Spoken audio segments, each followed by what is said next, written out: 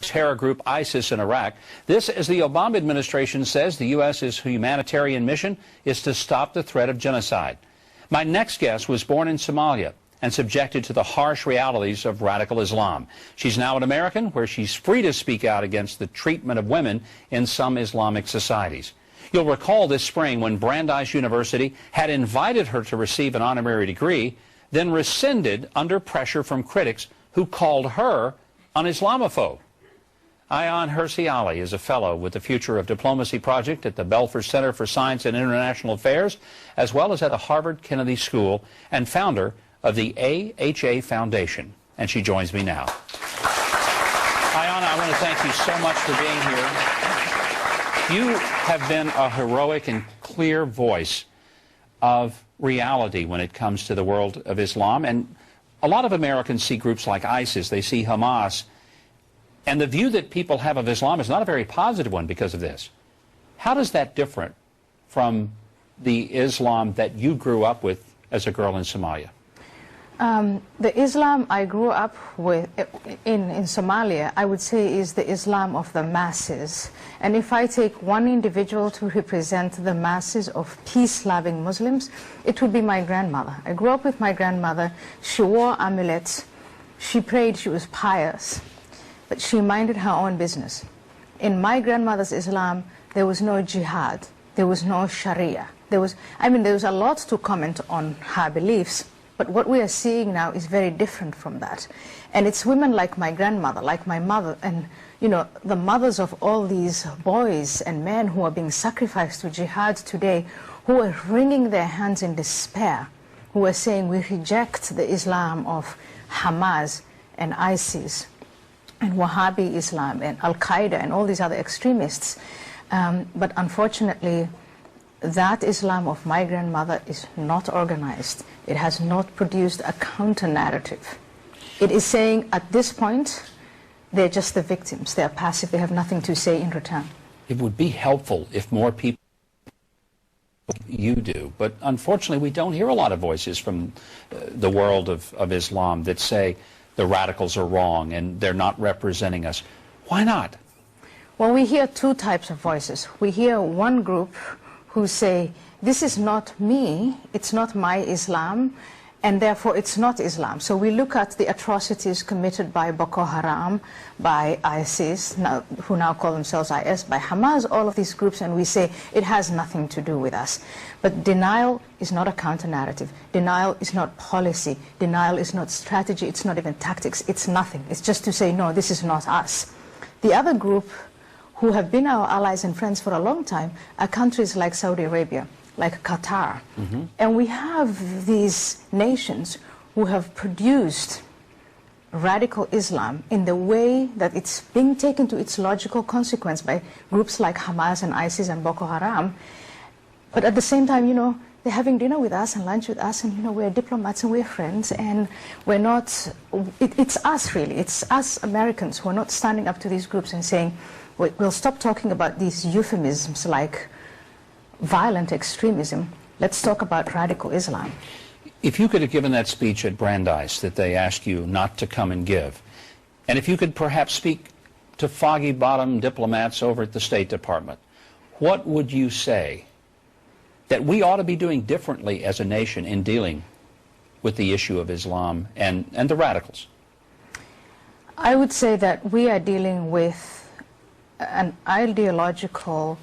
we are engaged in an ideological war that we do not want to fight. So today, please help out the Yazidis, the Christians.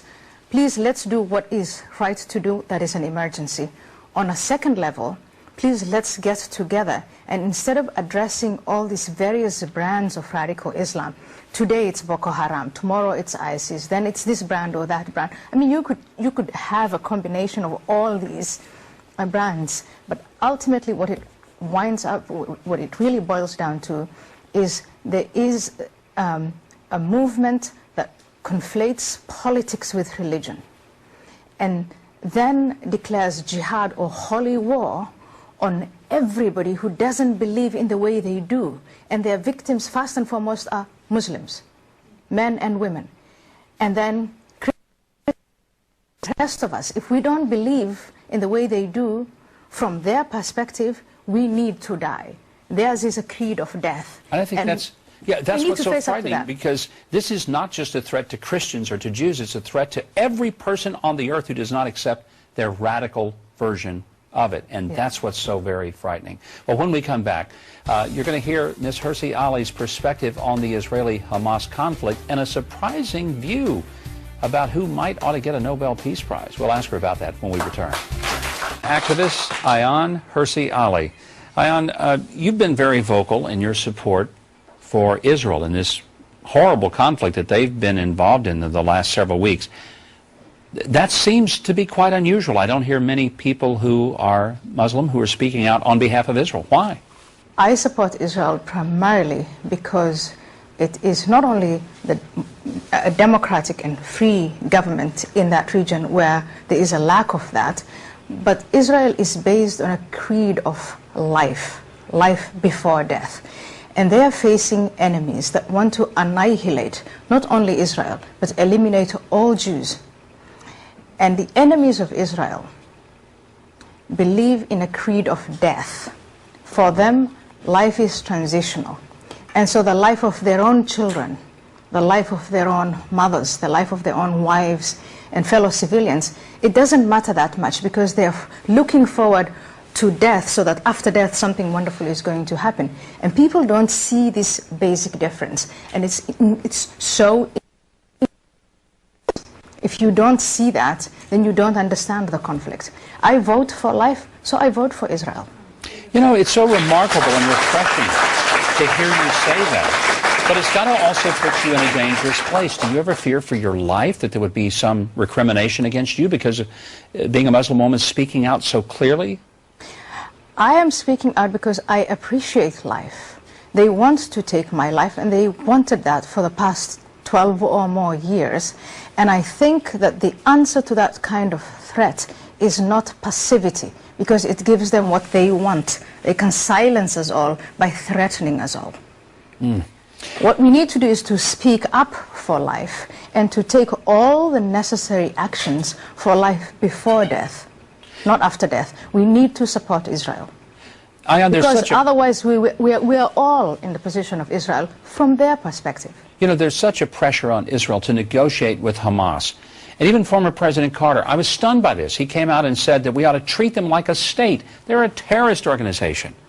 You know, is there any point in negotiating with Hamas at all? Is there any value in that?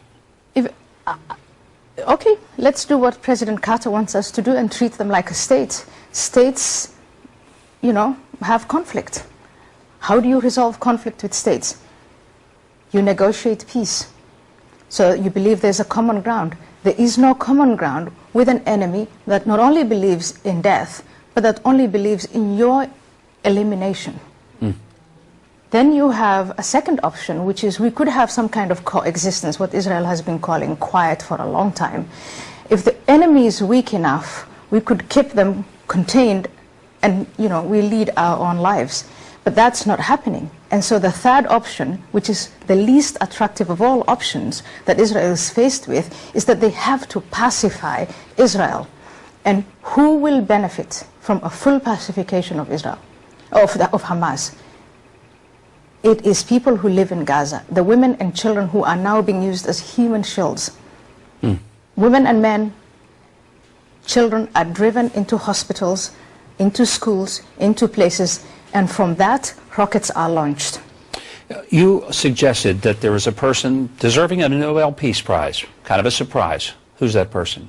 I said Prime Minister Benjamin Netanyahu